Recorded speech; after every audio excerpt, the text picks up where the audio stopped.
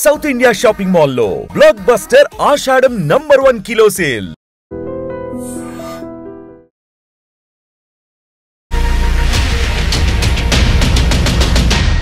Hi, welcome to iDream.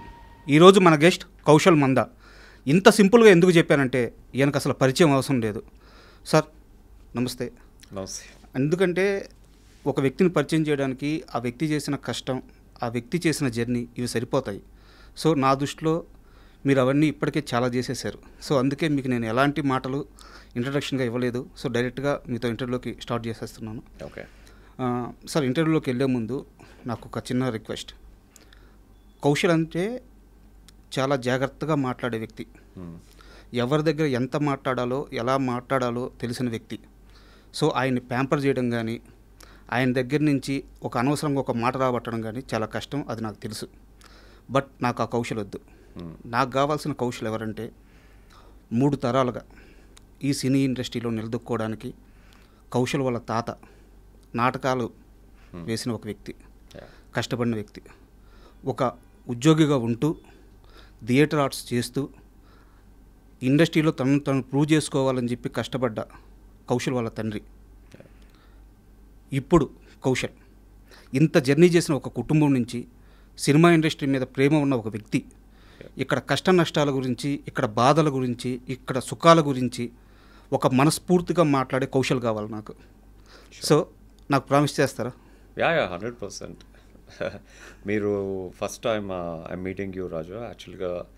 యూజువల్గా కొంచెం పొజిషన్లో ఉన్న సెలబ్రిటీస్ ఎవరన్నా వాళ్ళని ఇంటర్వ్యూ చేస్తున్న యాంకర్స్ని, వాళ్ళ స్టేటస్ని, వాళ్ళ పేరుని చూసి వస్తారు. బట్ నేను అదేం చూడలేదు యాక్చువల్గా ఇక్కడికి వచ్చినప్పుడు. అవును సార్. జస్ట్ మీరు నాతో ఒక్కసారి ఫోన్ చేసి ఒక 4-5 టైమ్స్ నుంచి మీ ఐడ్రీమ్ వాళ్ళు చేస్తున్నారు.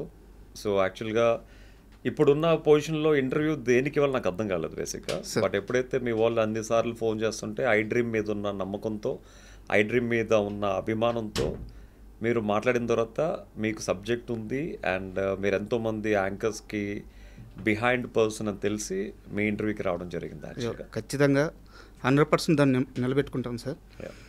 సార్, మామూలుగా మనం కన్నప్ప విషయం మాట్లాడుకున్నాం, మీ జర్నీ గురించి మాట్లాడుకున్నాం. ఇవన్నీ వెళ్ళే ముందు ఒక మనిషిని సాటి మనిషి జడ్జ్ చేయడం అనేది అతిపెద్ద కష్టం. కౌశల్ మంచోడు, కౌశల్ చాలా మంచోడు, కౌశల్ చెడ్డోడు, కౌశల్ చాలా చెడ్డోడు, ఇలాంటి ఒక జడ్జిమెంట్ మీ లైఫ్లో చాలా వినేశారు. నాకు తెలిసి ఇండస్ట్రీలో ఏ యాక్టర్ని కూడా ఇంతమంది జడ్జి చేయలేదు. సో మీ లైఫ్లో అది చూసేశారు.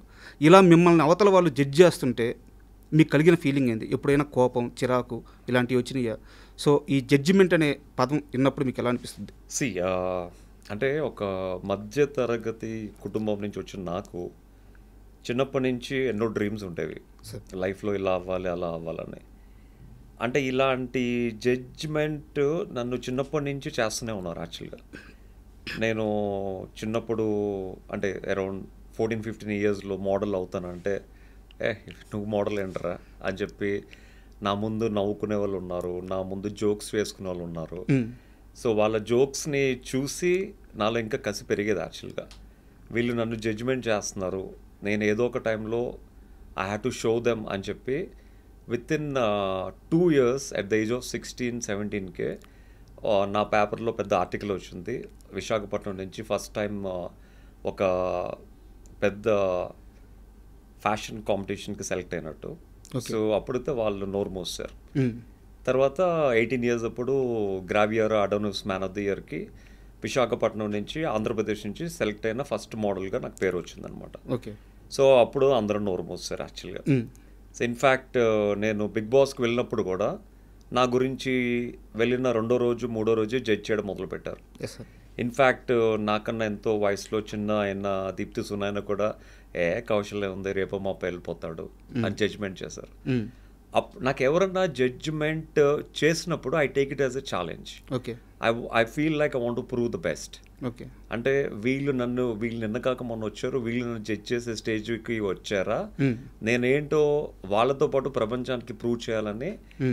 అట్లా యాక్చువల్గా నేను బిగ్ బాస్ అంత కష్టపడి ఆడవసరం లేదు ఆ కంటెస్టెంట్స్తో. బట్ నేను కావాల్సిన దానికన్నా ఎక్కువ కష్టం పెట్టాను, ఎక్కువ ఆలోచించాను, ఎక్కువ కసితో ఆడాను. సో మామూలుగా బిగ్ బాస్ కంటెస్టెంట్కి రావాల్సిన పేరు కంటే చాలా ఎక్కువ వచ్చింది యాక్చువల్గా. So that is what I accept challenges. Okay.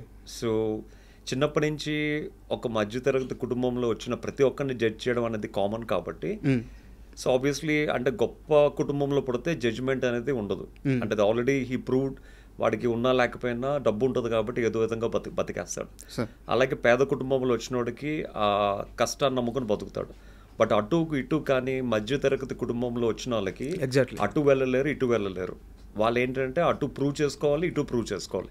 ఇటు కష్టాన్ని నమ్ముకుంటూ ఇటు ఆ జడ్జిమెంట్ చేసిన వాళ్ళకి ఆన్సర్ ఇచ్చుకుంటూ they have to do something in their life to achieve something అనమాట.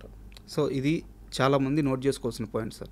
ఎందుకంటే ఒక మనిషిని అవతల మనిషి జడ్జ్ చేయంగానే వాళ్ళలో కాన్ఫిడెన్స్ చాలా పడిపోతుంది. సో నేనేం చేయలేనా, ఏం సాధించలేనా అని చెప్పేసి. సో మీ లైఫ్ అంతా అది దాటుకునే వచ్చారు. సో చాలామంది నోట్ చేసుకోవాల్సిన పాయింట్ ఇది. బట్ మీరు బిగ్ బాస్ గురించి ప్రస్తావించారు కాబట్టి ఒక చిన్న, ఇది సీరియస్ క్వశ్చనే కానీ కొంచెం ఫన్నీగా ఉంటుంది. ఓకే. బిగ్ బాస్ హోస్ట్గా నాగార్జున గారు ఇన్ని సంవత్సరాలుగా చేస్తూ ఉండడం చాలా గొప్ప విషయం, ఒక స్టార్ హీరో అయి ఉండి. బట్ ఆ బిగ్ బాస్ హోస్ట్గా చేసేటప్పుడు ఫస్ట్ సీజన్లో ఎన్టీఆర్ వేసిన మార్క్, జూనియర్ ఎన్టీఆర్ వేసిన మార్క్ అలాగే ఉంది. అలాగే ఇంతమంది కంటెస్టెంట్స్ లోపలికి వెళ్ళినా కానీ మీరు అక్కడ వదిలివచ్చిన మార్క్ అలాగే ఉంది. హోస్ట్గా ఆయన, కంటెస్టెంట్గా మీరు, మీ ఇద్దరికే ఈ మార్క్ ఎలా సాధ్యమైంది? అంటే దేనికన్నా ఆ మార్క్ అనేది చాలా ఇంపార్టెంట్ యాక్చువల్గా. ఇప్పుడు ఒక సినిమా చూస్తున్నప్పుడు మొదటి 5 నిమిషాల్లో సినిమా జడ్జ్ చేసే రోజులు వచ్చేసాయి సార్. ఫస్ట్ 5 minutes చూసి సినిమా బాగుంటుందా బాగోదా తెలిసిపోతుంది. అలాగే ఏదైనా షో చేస్తున్నప్పుడు ఫస్ట్ వేసిన మార్క్ బట్టే ఆ షో మొత్తం జీవితం అంతా డిపెండ్ అయి ఉంటుంది. ఇప్పుడు ఎన్టీఆర్ గారు అంత స్ట్రాంగ్గా ఆ పర్సనాలిటీ, అంత ఫెమిలియర్ పర్సనాలిటీ, అంత నిర్మోహమాటంగా హోస్ట్ చేయగలిగారు కాబట్టి అది పిల్లర్ అనేది చాలా స్ట్రాంగ్గా పడింది. ఒక్కసారి పిల్లర్ పడిన తర్వాత ఆబ్వియస్లీ దాని తర్వాత ఎంతమంది తర్వాత చేసినా కూడా ఆ పిల్లర్ స్ట్రాంగ్గా ఉంది కాబట్టి అది కొన్ని సంవత్సరాల వరకు నిలబడిపోతుంది. ఇప్పుడు ఎన్టీఆర్ గారు వేసిన పిల్లర్ బిగ్ బాస్ ఇప్పటికీ చాలా స్ట్రాంగ్గా ఉంది తెలుగులో. అదే కొంచెం యావరేజ్ హీరో ఎవరైనా చేస్తుంటే ఆ పిల్లర్ మళ్ళీ అంత స్ట్రాంగ్ ఉండేది కాదు.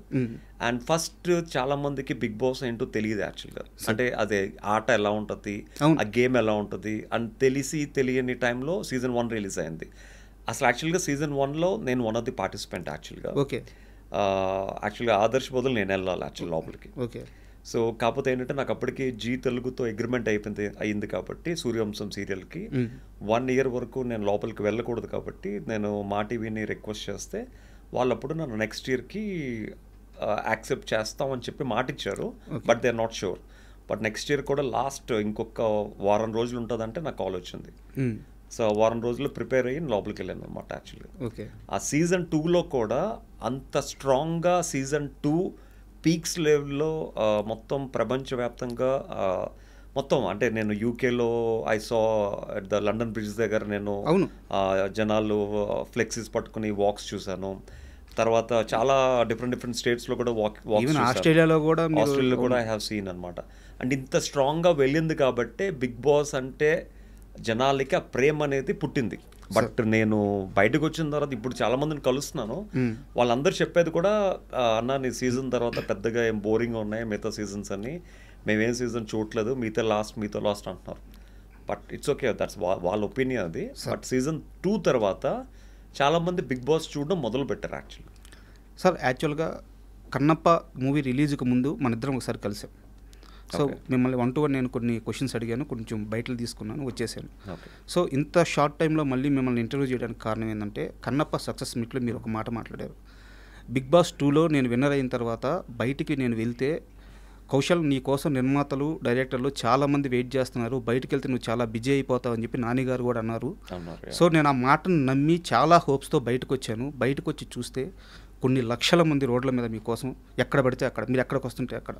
సో అది నిజం కూడా, ఆ క్రేజ్ కానీ మీకు రావాల్సిన అవకాశాలు నిజంగా వచ్చి ఉండాల్సింది, బట్ రాలేదు. మొన్న మీరు ఆ మాటను ప్రస్తావించారు. సో చాలా బాధ వేసిందని. సార్ ఇక్కడ అంటే క్వశ్చన్ కొంచెం లెంత్గా ఉండొచ్చు, బట్ అడుగుతున్నాను.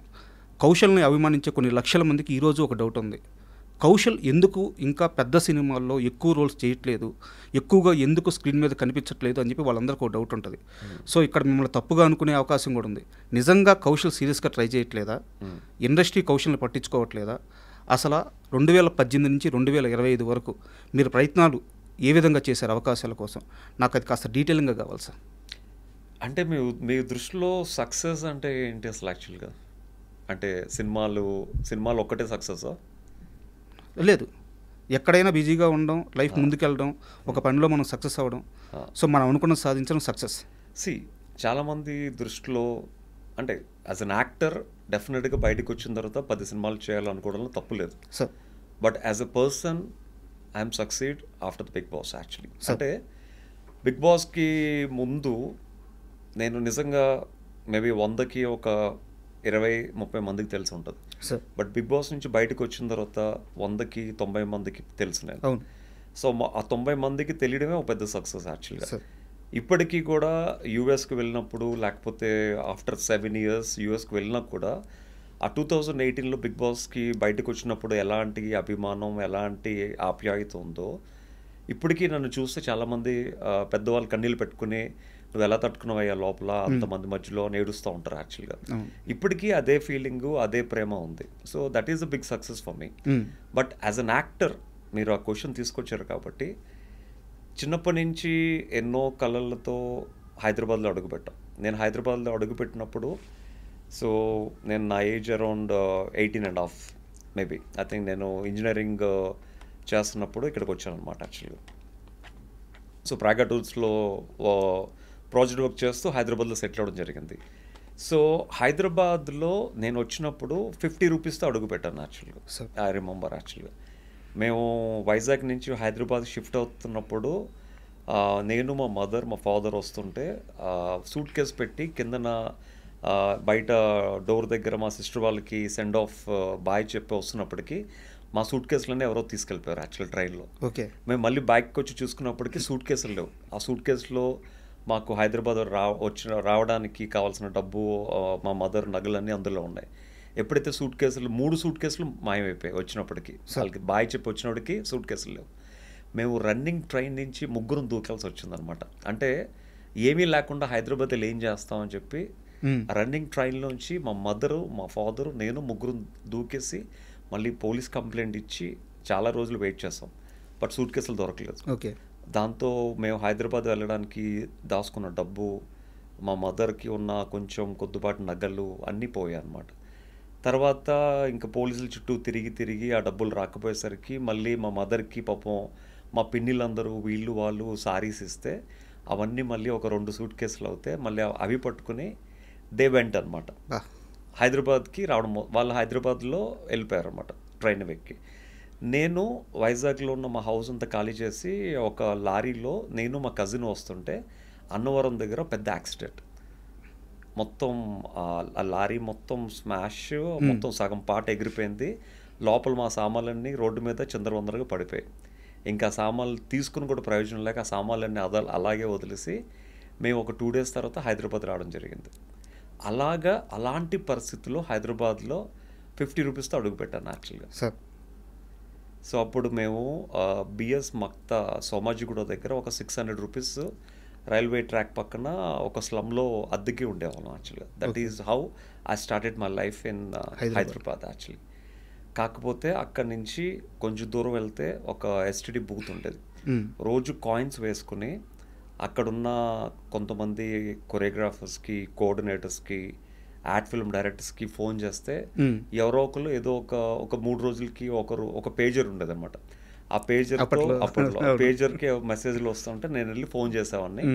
సో యాజ్ అ మోడల్గా కాకపోయినా ఒక ఫ్యాషన్ షో అవుతుంటే ఒక 10 సీక్వెన్స్లు అవుతే నాకు ఒక సీక్వెన్స్ ఛాన్స్ ఇచ్చేవారు. సో ఆ సీక్వెన్స్ ఛాన్స్ ఇచ్చినందుకు 500-1000 రూపీస్ ఇచ్చేవారు అనమాట. సో కాకపోతే నేను తెలివిగా ఏం చేశానంటే, ఎవరిని నమ్ముకుని హైదరాబాద్ వచ్చానో, అంటే కొంతమంది మోడల్స్ నాకు వైజాగ్ ఫ్యాషన్ షోస్లో పరిచయం అనమాట. కాకపోతే నేను కష్టపడి వితిన్ 6 months నేను నా ఫ్రెండ్స్, హైదరాబాద్లో ఉన్న ఫ్రెండ్స్ అందరికీ నేను వర్క్ ఇవ్వడం మొదలు పెట్టాను actually. That is a big success for me. So అంటే సార్ మీరు అంటే నాకు మీరు చెప్తుంటే పవన్ కళ్యాణ్ గారి సినిమాలో డైలాగ్ ఉంటుంది సార్, అతని జీవితంలో ప్లేట్ మీల్సే ఈజీగా దొరకలేదు ఇంకా అమ్మాయి లవ్ ఎక్కడ దొరుకుద్ది అని చెప్పేసి. సో మీరు పడ్డ కష్టం మామూలు కష్టం కాదు. సో నేను క్వశ్చన్ అడడానికి కూడా కారణం ఏంటంటే, సో ఈ జర్నీ అంతా చేసి వచ్చారు, ఒక ప్లాట్ఫామ్ మీద ఆల్రెడీ సక్సెస్ అయ్యారు. సో మీరు మోడలింగ్లో మీరు ఏ స్థాయిలో ఉన్నారో 220 పైగా యాడ్ షూట్స్ చేశారు, ఒక 4 బ్యాచ్లో 5 బ్యాచ్లో మీకు ఇన్స్టిట్యూట్లో మోడలింగ్ ట్రైన్ అవుతున్నారు ఇప్పుడు ప్రజెంట్ కూడా. సో సంవత్సరంలో సమ్మర్ అంతా నాకు తెలిసి యూఎస్లోనో యూఎస్ఏనా సార్, సో అక్కడే బిజీగా ఉంటారు. సో మీరు ఒక లైఫ్లో ఒక పార్ట్లో చాలా సక్సెస్ అండ్ ఒక మంచి లగ్జరీ లైఫ్ కూడా లీడ్ చేస్తున్నారు. సో నేను అడిగేది ఏంటంటే, ఒక యాక్టర్గా కూడా ప్రూవ్ చేసుకోవాలని చెప్పి మీకు కోరిక ఉన్నప్పుడు మీరు దానికి అర్హుడు. మీరు వెళ్ళి చాలామందిని కలిశారు, అక్కడ కలిసినప్పుడు మీకు ఎలాంటి పరిస్థితులు ఎదురైనాయి? బిగ్ బాస్ నుంచి బయటకు వచ్చిన తర్వాత నాని గారు బయటకు వెళ్ళి కౌశల్ నీకు చాలామంది వెయిట్ చేస్తున్నారు అన్నారు.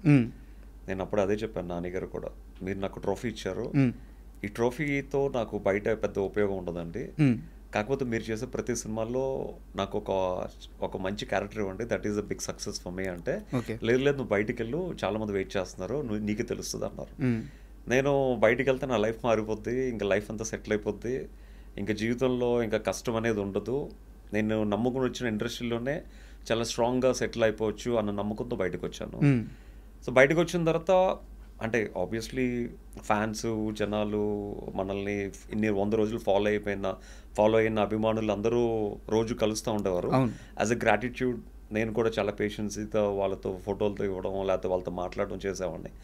బట్ నాకు ఇండస్ట్రీ నుంచి పెద్దగా ఏం కాల్స్ రాలేదు యాక్చువల్గా. ఓకే. సో నేను కూడా బయటకు వచ్చిన తర్వాత పర్సనల్గా పూరి జగన్నాథ్ గారిని, సుకుమార్ గారిని, అనిల్ రాయపూడి గారిని ప్రతి ఒక్కరిని కలవడం జరిగింది. ప్రతి ఒక్కరికి నేనంటే ఇష్టం, నేను కష్టపడి వచ్చానని తెలుసు అందరికీ. ఇండస్ట్రీకి ఒకప్పుడు మోడల్స్ లేనప్పుడు నేను మోడల్స్ని ఇంట్రడ్యూస్ చేశానని అందరికీ తెలుసు. ఈవెన్ ఇన్ఫ్యాక్ట్ పూరి జగన్నాథ్ గారి ఫస్ట్ ఫిల్మ్ బద్రికి మొత్తం కాస్టింగ్ కూడా నేనే చేశాను.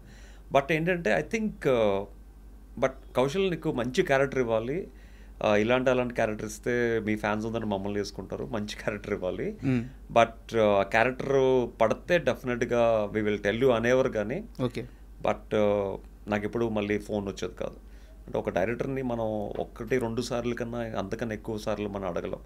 అప్పటికీ కూడా అంటే బిగ్ బాస్ విన్ అయిన యాజ్ అ విన్నర్గా యూజువల్గా ఒక కంటెస్టెంట్కి కొంచెం యాటిట్యూడ్ కూడా పెరుగుతుంది. ఈవెన్ నా యాటిట్యూడ్ని అన్ని పక్కన పెట్టి పర్సనల్గా చాలామంది దగ్గరికి వెళ్ళి ఐ ఆస్ దెమ్, అంటే at the age of 4 years నుంచి ఐమ్ యాక్టింగ్ థియేటర్.